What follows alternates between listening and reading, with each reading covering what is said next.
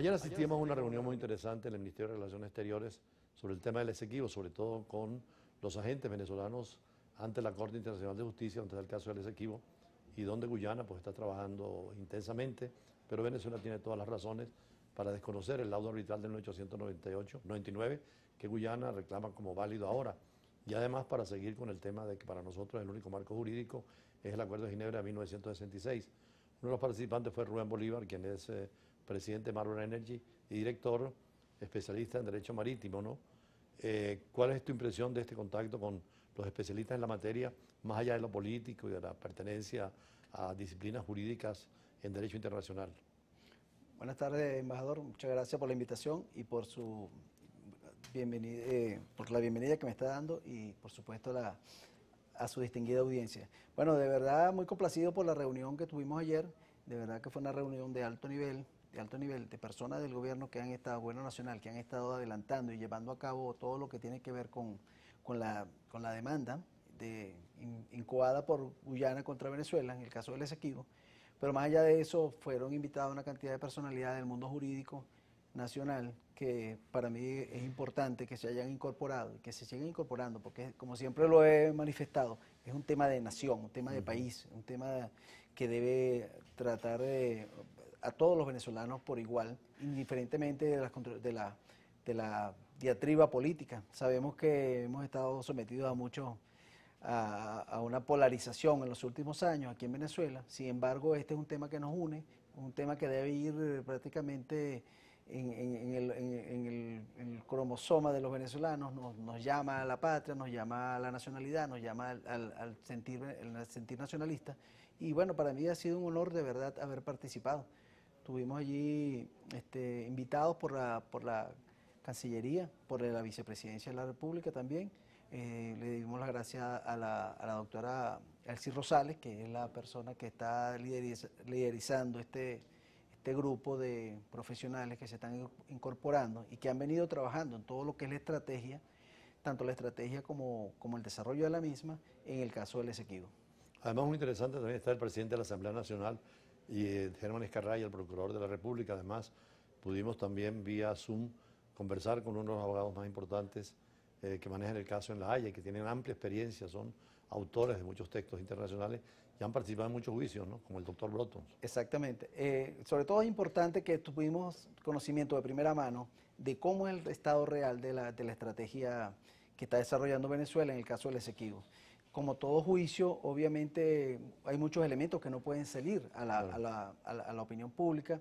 Los juicios, Venezuela ha venido desarrollando una política, sobre todo cuando estamos en este tipo de casos, es mejor no ir a la diplomacia de micrófono, de las galerías, donde se dicen muchas cosas, sino más bien tratar sobre todo cuando son estrategias judiciales, el país tiene que ser muy reservado en el desarrollo de las mismas. Eso es importante y nosotros como siempre hemos sido estudiosos y hemos estado participando en muchas actividades relacionadas con el Esequibo, pero ayer pudimos conocer de primera mano cuáles fueron las estrategias nacionales e internacionales. También tenemos conocimiento de que estamos muy bien representados a nivel internacional con el doctor Remiro Brotons, que usted acaba de mencionar, y hay un conjunto de abogados, juristas nacionales muy destacados, muy calificados, que se están incorporando al equipo de Venezuela. Ahora ha sido una tradición histórica de una sola posición desde 1899 en relación con ese laudo que le asignaba a Inglaterra en primer lugar como potencia imperial y después a Guyana en esa sucesión de estados, ese territorio que Venezuela pues no quiere perderlo ni lo ha desechado nunca, al contrario, lo está reclamando con toda energía. Y esa doctrina pues ha incluido a todos los gobiernos que hemos tenido en Venezuela y a todos los especialistas, sobre todo en el no reconocimiento o judicialización del caso, no llevarlo a la Corte Internacional de Justicia como lo ha hecho de manera unilateral Guyana, ¿no? Es correcto, de hecho Venezuela siempre ha sido muy coherente, ha estructurado una política internacional incluso en el paso de los años, a partir del laudo arbitral de 1899, donde, como usted bien lo acaba de explicar, se le atribuyó al Reino Unido una cantidad que estaba en disputa de 159.000 kilómetros cuadrados, que prácticamente ha sido el mayor despojo que ha habido prácticamente en la historia de América y quizás del mundo en cuanto a extensión territorial. Venezuela fue objeto de una gran injusticia porque hubo una gran confabulación que se conoció posteriormente a través de muchos elementos que surgieron posteriormente. Venezuela en ese momento estaba desestructurada jurídicamente, políticamente, para el momento de 1899. Sin embargo, una vez que un momento surgió, en que Castro venía ya en Valencia sobre Caracas y el presidente Andrade estaba yéndose de Miraflores, o sea, estábamos con una crisis política y en ese tribunal no estuvimos representados, nos representó Estados Unidos bajo aquel concepto de la doctrina Monroe. exactamente, es cierto, y de hecho el laudo arbitral salió el 3 de octubre de 1899 y el 8 de diciembre de 1899 estaba entrando la Revolución Liberal Restauradora, liderizada por Cipriano Castro y Juan Vicente Gómez, a Caracas, triunfante. Prácticamente no había gobierno en el momento que surgió. Fue, por cierto, embajador, una época nefasta para el país, porque justamente en 1891 salió también aquel famoso laudo arbitral que tuvimos con Colombia, en el cual perdimos también una gran parte del territorio. Prácticamente antes de esa época, antes de 1891, Venezuela tenía casi 1.700.000 kilómetros cuadrados. Ahorita tiene 900.000. Perdimos 40.400, el 40% de la extensión territorial en dos laudos arbitrales en la misma década. Pero fue oportuna también la situación de la diplomacia venezolana lograr el acuerdo de Ginebra, donde el tema vuelve otra vez a las manos de Guyana y Venezuela, herencia británica Guyana, pero de todas maneras con un territorio en disputa y que la solución no sea judicializada, que es el tema de Guyana, sino que sea de mutuo acuerdo y de mutuo beneficio. Sí, de hecho, siempre jocosamente he dicho que para esa época se alinearon los planetas. Venezuela logró casi un milagro.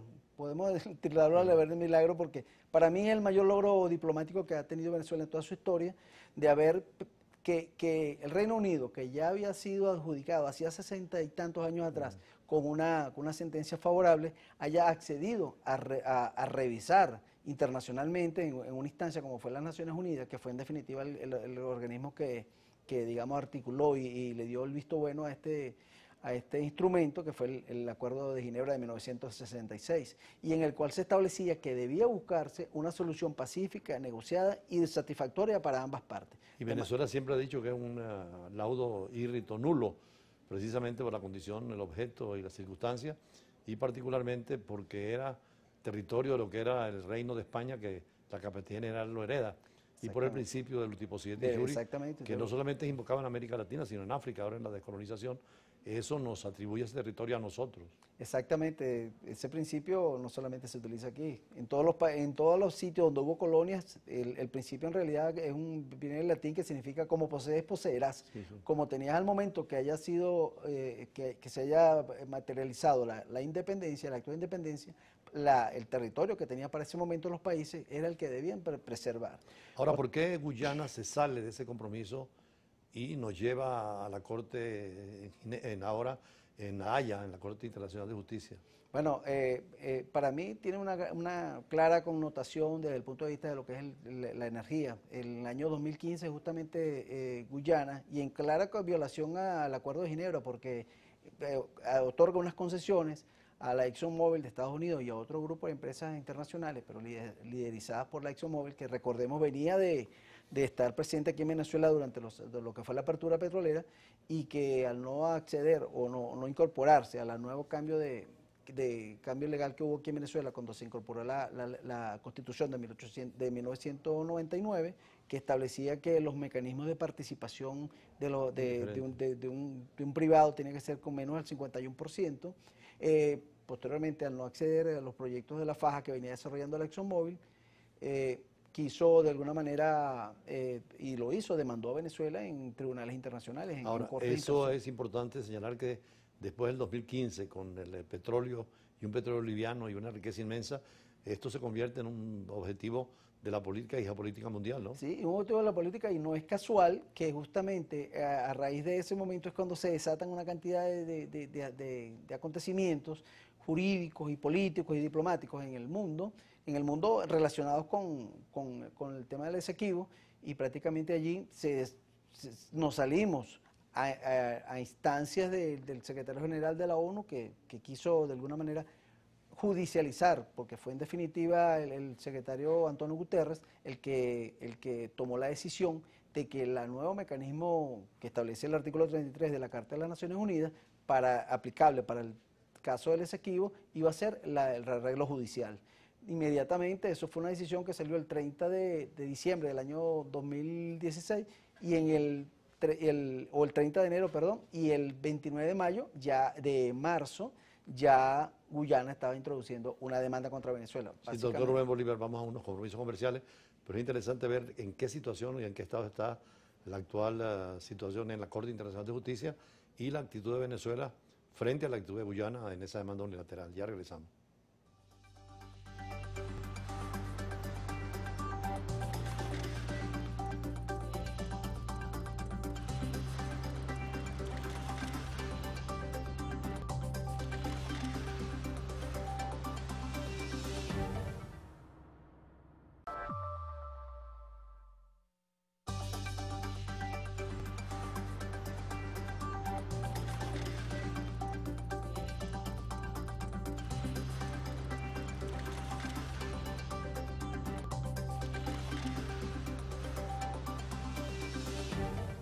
Por supuesto que en el tema del Esequibo se necesita la aproximación histórica, la aproximación política, la aproximación diplomática y la económica, y especialmente el tema de la energía. Usted que ha trabajado en el campo del petróleo fue uno de los que señaló precisamente todo lo que es la fachada atlántica y la inmensa riqueza petrolera que hay ahí, el interés de Guyana y las compañías internacionales por explotar y explorar y además vender ese petróleo que además está en zona de reclamación y unido a la parte jurídica de un juicio promovido por Guyana, donde la Corte, en instancia de 11 jueces a 4, dio la razón a Guyana, pero con argumentos muy sólidos los que estaban en contra, los disidentes, es decir, eso del consentimiento que Venezuela no lo dio, forzó esa sentencia, pero Venezuela afortunadamente acudió a lo que se llaman precisamente las incidencias de tipo procedimental y estamos allí en los aspectos procedimentales, ¿no? Correcto, estamos en lo que se llaman las objeciones preliminares. Ya Venezuela incorporó un escrito el 7 de junio de este año y prácticamente suspendió el Con lo cual entramos a ese proceso que estábamos ausentes hasta ahora. Exactamente. Entonces, para mí me complace mucho que Venezuela realmente se esté involucrando activamente en el juicio. Fue la recomendación de las escuelas, de las universidades, de los académicos, de los diplomáticos. Era necesario ir a argumentar porque tenemos las razones. Tenemos las razones, tenemos suficientes elementos jurídicos, históricos, tenemos todos los argumentos para nosotros defender nuestra posición. Nosotros hemos querido y hemos defendido desde 1966 que la solución debe ser negociada.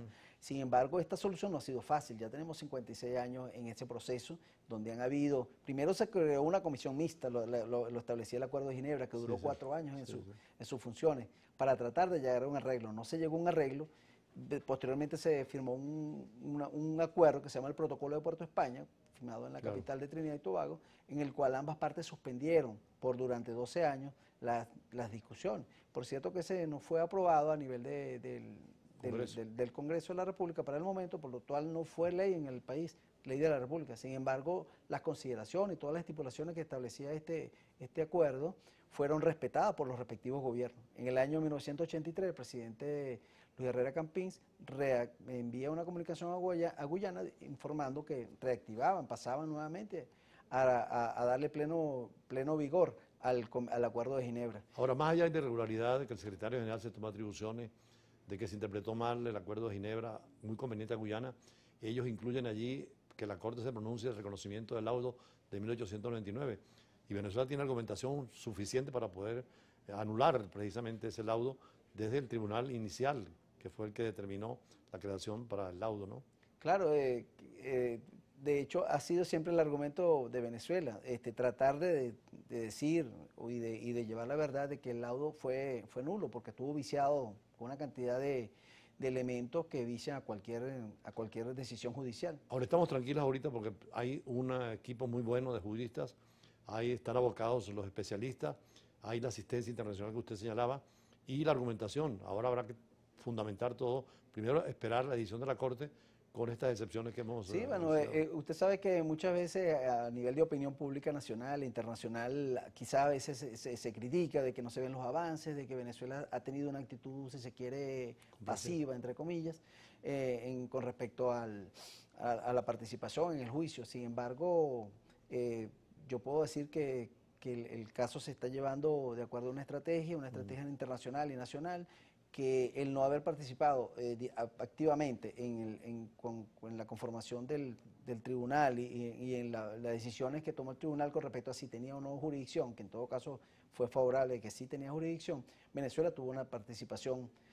Ahora ya hemos designado tanto al juez ad hoc, que es importantísimo, Es importante. aunque es independiente, pero también a los agentes y coagentes venezolanos ante la Corte Internacional de Justicia. Sí. Es decir, el juicio se está siguiendo y hay que ir a profundidad, ¿no? Hay que ir a profundidad y ya se está evaluando seriamente y es una de las consideraciones, uno de los planes que se tiene de ir a contestar el fondo de la demanda, incluso a lo que hemos recomendado, las medidas provisionales, que son medidas cautelares para, sobre todo en el caso del otorgamiento de concesiones que se han hecho en Guyana, muchas concesiones. ¿Cuál Se es la están realidad ejecutando actualmente 18 proyectos. ¿Cuál es la realidad petrolera en la zona, sobre todo de reclamación, en la proyección atlántica?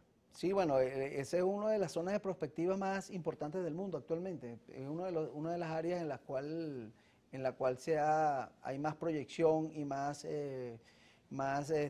reservas.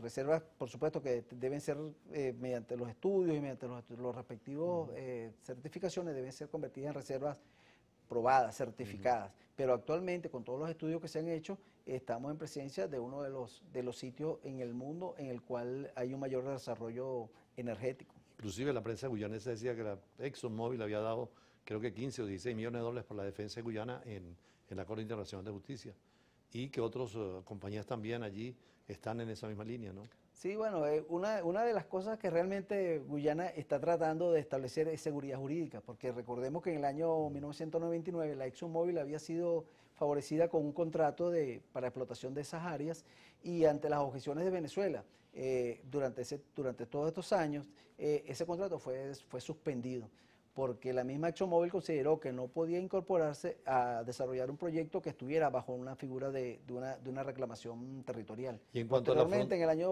2009, ExxonMobil y Guyana, obviamente, le concedió nuevamente la concesión, se reestructuró, ahora entraron otros actores. Ahí está también la GES, una empresa norteamericana que tiene un 35%, y está la empresa nacional de China Offshore, que tiene un 25%. De manera que Guyana, digamos hábilmente, ha ido incorporando a esas áreas muchas empresas, ha ido creando como un escudo, porque al incorporar muchas empresas de muchos países, crea un escudo geopolítico, porque todos tienen intereses allí.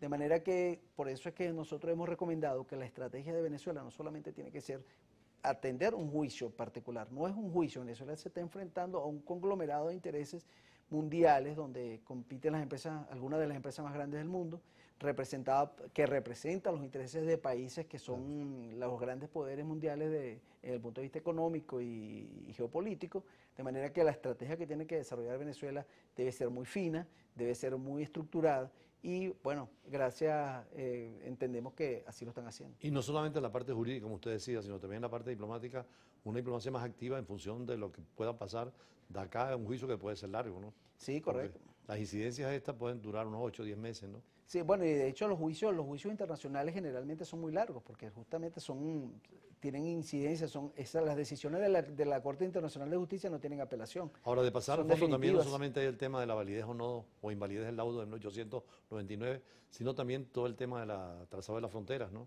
Sí, exactamente. Venezuela nos tiene que desarrollar, y es una de también las recomendaciones que particularmente he hecho a la comisión que tuvimos ayer, de atender estrictamente todo lo que es la definición de la fachada atlántica. Actualmente no la tenemos definida, porque Hay muchos acuerdos incluso el acuerdo que nosotros hicimos en 1990 con Trinidad y Tobago fue objetado porque en el año 2007 hubo un tribunal arbitral de derecho del mar que, definiendo la frontera entre Trinidad y Tobago y Barbados, fijó uno de los puntos geodésicos en la frontera, en la línea nuestra con Trinidad y Tobago, de manera que ese punto creó lo que se llama un punto trifinio, donde 3 países confluyen en una frontera. Ahí tenemos un punto que nosotros todavía tenemos esa materia pendiente.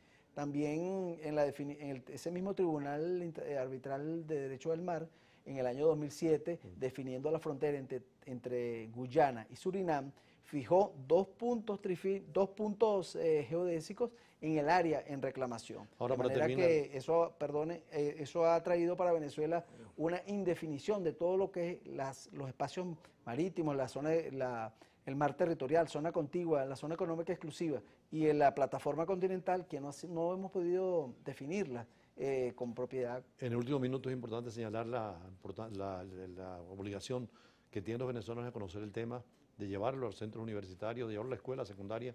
Es un tema vital para Venezuela. Sí, es un tema vital. De hecho, yo creo que fue también de uno de los grandes mensajes que se logró ayer. Primero, que este es un tema país, un tema que debe unir a todos los venezolanos. Debemos llevarlo, internacionalizarlo, llevarlo en el corazón. Los venezolanos tenemos que defender nuestro país, tenemos que saber de dónde venimos, de cómo fue estructurado nuestro territorio.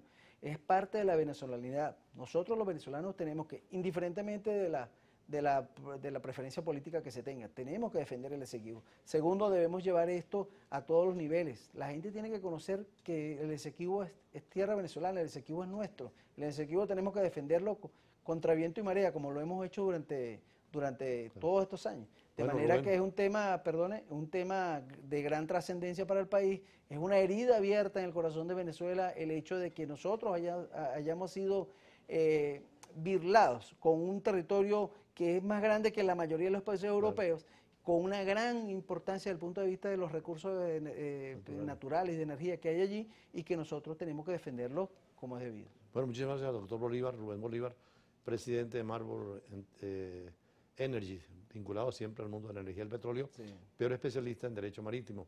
Más adelante vamos a conversar precisamente sobre comercio internacional con la licenciada Mildred Olarte. Ya regresamos. Muy bien.